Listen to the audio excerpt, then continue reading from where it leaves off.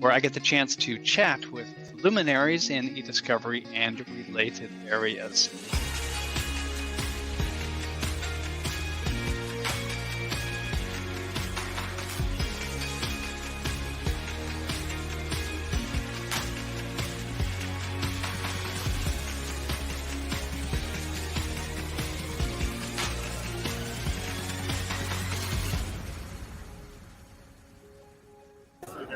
Welcome to eDiscovery Leaders Live, hosted by ACEDS and sponsored by Reveal.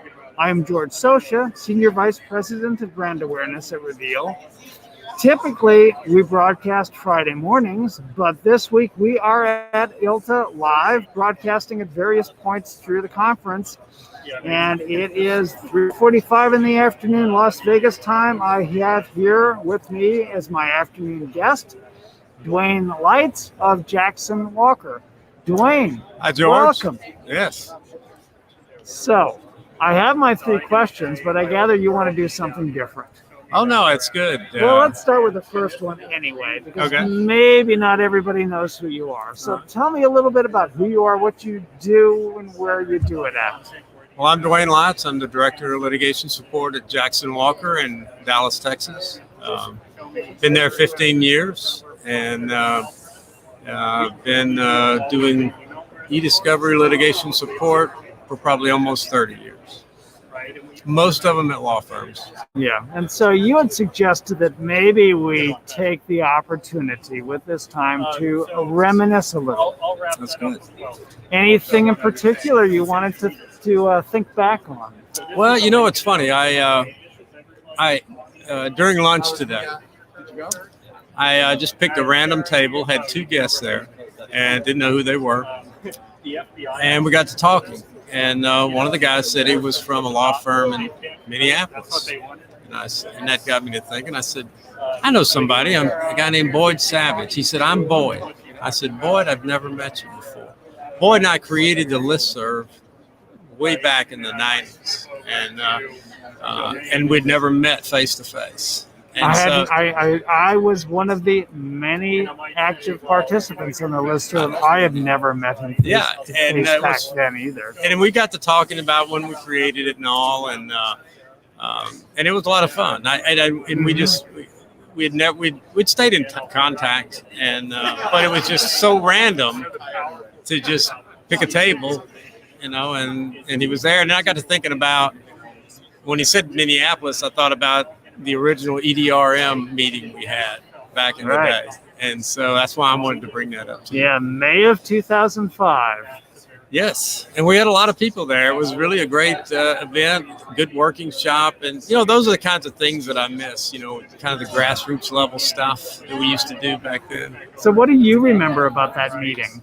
That day and a half or whatever it was we spent in St. We Paul. Actually worked a lot. I do remember that. I mean, most of the time when you go up, you want to have a little fun. And we did. We had the one night we kind of kicked around, and I got to see some sights. But we definitely worked and broke up into groups. And, everybody was really committed, at that time to whatever our piece of it was. I worked with Greg Buckles, and we worked on some things, and I know he put a lot of effort over the years into it as well. Definitely. And so it was a lot of fun. We got a lot accomplished, and like I say, it's neat to see where it ended up, from whenever we started. So. We had no clue at the time. Tom and I thought this was going to be a one-year project. You were going to help us figure out what is e-discovery. Anyway. Yeah, we didn't know when we looked at that outline and said, wow, how are we going to get all of this done and make any sense out of it? And it was amazing how it ended up being a standard over the years. And so that was pretty neat. And, you and Tom did a great job of organizing all that, so it was good. Well, thank you. Yeah. The listserv that you and Boyd put together really was a pioneering initiative, and for many years a stalwart resource for people. How'd that come about? It was during that time there wasn't really any kind of communication, and a lot of us were all in the same boat where you'd be working on something and you just wanted to know. I mean, we all do the same stuff, but if someone else had a similar problem. So somehow me and Boyd got connected. There was, at the time, this was back to the LawNet days before ILTA, but ILTA had a listserv, but it was private. It wasn't, just to ILTA members. And we were looking to try to create something more global that anyone could have, that was a non-ILTA member at the time. So we found a platform to put it on, sent out the first message, to about, 30 people. They all joined, and, years later, it was, I think, close to almost 10,000 members.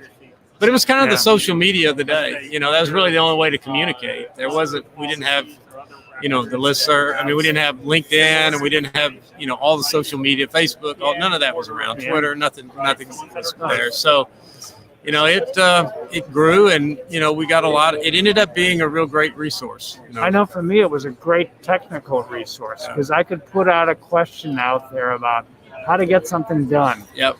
Back in the days when concordance and summation dominated the lit support world. They did. And there was, we always got, good feedback. That was back when Jeff Lipsman and Bill Kellerman were both, but it was fun. It was all productive.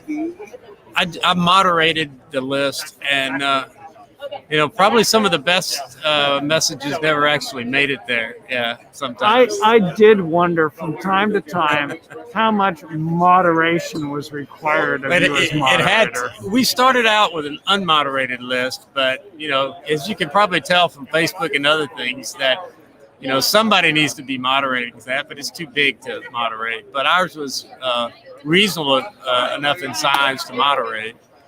Even though it was kind of you had to keep up with it. But I would say, probably 50% of the messages we ended up having to delete, just because people trying to sell stuff or people getting into arguments, cussing at each other, doing things saying things I said, look, you guys take that offline. This is not the place for it. And you did, as I recall, from time to time, need to banish someone, at least temporarily, didn't you? A few times we had to, we basically had to take them off the list, but we gave them fair warning. But, if they didn't cooperate, then, we had to send them to Never Never Land. Is that listserv still active? No, it's still around, but it's really not.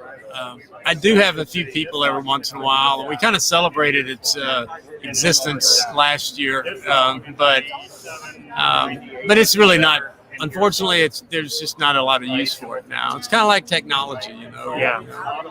Those that remember WordPerfect back in the day, it's when still it reigns supreme. 10 years for an application to last is almost impossible, and but I guarantee you, if lawyers could still use it, they probably would. I imagine so. So what other changes have you seen over these 30 years of e-discovery and lit support? Most of it is, I got started when it was, everything was paper, so, and then we went through the, everybody thought that, imaging everything and digitizing it would get it. So you kind of go through that phase. And that worked. And I was around when we went to the, the PC revolution kind of hit where,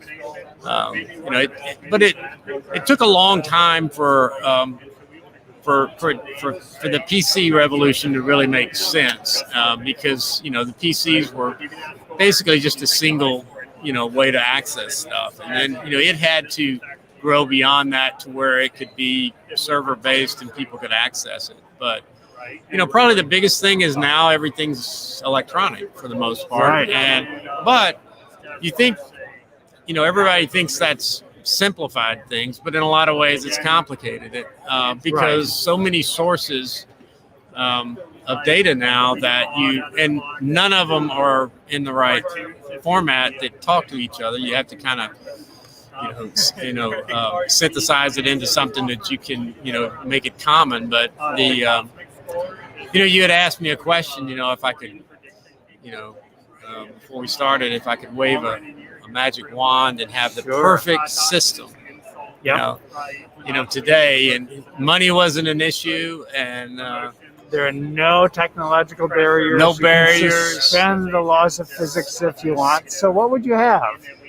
And hopefully, I mean, I think we're closer to having that system than we were by far from when I started. But right now, there's still some disparate parts of sources that don't really work well in discovery. I mean, I want to see the data, like the Slack data, the chat data that comes in. I mean, there's things that are coming out that have improved that over the years, but we're real close to getting that integrated in with the application. But also cell phone data. So let's start with the Slack data first. Mm-hmm. What would you like that to be like? Well, I mean, I would like it to be able to, to integrate in and, maintain the channels and things real clean, to where you could really see the groups and the chats together real nice. Cell phone data is another thing that when you talk about all the different messaging apps, when you have, you've got WhatsApp and you've got, just chat messages, you've got chat strings and threads.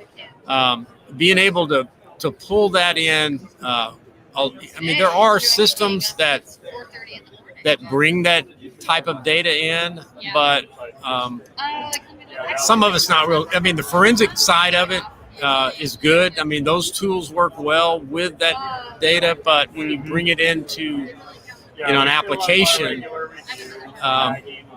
it's a little messy. It's unstructured and it's not really tied together, to where you can keep everything together when you're reviewing it. But my perfect system would be to bring that data in. Like if you go out and image a phone, be able to bring that data in, bring the online chat messages in clean as well. And then also, you've got your traditional discovery, which is good. But you've got, Teams data and other things like that you would like to bring in. And then the last thing was, email is, I mean, that's the systems already exist for that. So that's not a problem. Loose documents, that kind of stuff, that's not the issue. It's really the internet-based data that you've got to get in, the cloud data that comes in from various sources. And lastly, there's, there are individual systems that handle transcripts and testimony and things like that. Being able to work that in to one system, you've always had to use a different application for all of that, which is fine. But I mean, we're at a point now where if money wasn't an issue, I would like all of that to be in one. We're close, but hopefully before I get out of this business, we'll be there. That's my dream app. Okay. Let me roll backwards with my questions then. The ones I didn't ask. What are the one, two, or three top e-discovery needs or priorities that are in front of you for the next 6 months? Well, right now we're still transitioning to the cloud, and so we are. And so we're kind of working through that in pieces. And we've got, I did mention one of the things is looking more for cloud-based testimony and transcript management tools. And I know there's some out there, but we're trying to find one that works with everything we've got. And again, finding the right way to integrate mobile data into what we have. And those are probably the three things that I'm really trying to work on right now. Well, many are working on trying to deliver, but as you know all too well, these are challenging undertakings. They are, and the good thing is that I think the technology and the platforms are now robust enough to handle that. It's just more about getting the development and the application development together to where to pull all that together. I know some of those things may not be as high priority as others, when you're looking at development. But at the end of the day, if you can work towards an all-in-one solution, which I think where we're at today, it's more reasonable to think that something like that could pull together. Yeah, well, it's a long distance from trying to figure whether to photocopy just in black and white or go to the extra expensive color. That's true. I mean, and do we OCR or not? You know, Right. and then we clean up the OCR, and it's you know, a lot of that you still have to deal with, especially with the OCR, because there's still a lot of image only stuff that you have to deal with. So, Yep. So still challenging, but it's good to have had that experience because, you know, I was watching the Little League World Series, and they handed a bunch of the kids an old phone, you know, dial rotary phone. Most of them had never seen it. They had no idea what it was. Not. It was like some kind of toy. And it's like, what does this thing do? But it's kind of good to have gone through those years because, you know, you'll understand what it is, because, you know, you still have to deal with stuff that we had to deal with 30 years ago. Oh, yeah. Every once in a while it still comes around, and you don't want to be staring at it like you're looking at a rotary phone, you know. Right. Those things do come up. I mean, I think the oldest document I dealt with was a set of incorporation documents of some sort from about 1861. Wow. It was on parchment. Yep. It was rolled up as a tube and sealed with wax. And it was really bittersweet. I had to break that wax seal because I did need to see what that document contained. Yeah. But that seal had been there for so long. Yeah. And to have to break that. At the You same have to time, be you're very never gonna have careful. that experience Yeah. of e-discovery. Yeah. I mean, it's almost like a restoration type project when you do something like that. And Yeah. I'm not going to get into my hobby, but I restore old fans, you know, electronic fans from the oldest one I've got is from 1902, back when Emerson, you know, and it's an Emerson fan, but but I have over 100 that I've done. But the thing that I would mention is you have to be very careful when you're dealing with the paint, like you're trying to clean them. Right. You know, you just don't want to squirt and put some degreaser on it. You'll wipe the paint off. You have to be careful cleaning it, just like with the parchment paper. Yep. You know, it's a restoration effort. Definitely. Well, Duane, thank you for taking the time Yeah. to join us here today. Enjoyed it, George. Great. This has been eDiscovery Leaders Live, hosted by ACEDS, sponsored by Reveal. And please join us again tomorrow with our next guest live from ILTA. Thank you.